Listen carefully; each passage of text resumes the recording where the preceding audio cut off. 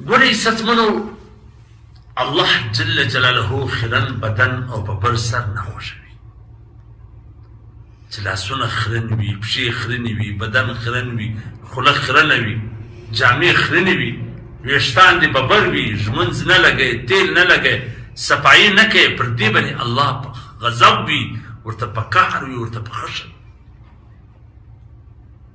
حضرت عائشہ رضی الله تعالی عنها فرمایي چې نبی اکرم صلی الله علیه وسلم وفرمایله ان الله یبغض الوسخ والشعث. الله ورته په غضب وي، الله ورته په خشم.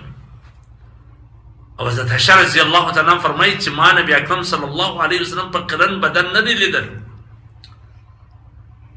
نبی علیه الصلاة والسلام بدن پاک ساتي، صاف ساتي، جامې صفا ساتلې، پر ژیړه باندې به یې تیل لګول، ژیړه یې غوړوله، سر ویښتان یې غوړوله، ژمنځ یې لګوله.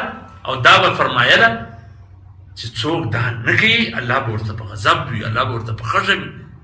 چې څوک بدن خیرن ساتي او ویښتان ببر ساتي، یعنی پاکي یې نه کوي، نو پکار دا ده چې هر ځوان، هر سړی نظافت والا وي، صاف سوتره وي، لاسونه او پښې، جامې، بدن، سر ویښتان، د ږیرې ویښتان.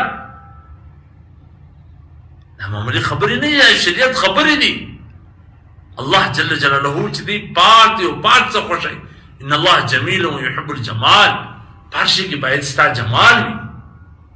هسې ویښتان غټ کړي او بس نور خیال نه ساتي، نه د نوکانو خیال ساتي، نه د پښو د لاسو خیال ساتي. باید یو مؤمن مسلمان پاکی، صفائی او نظافت والا وي. الله دې رب نصیب کړي.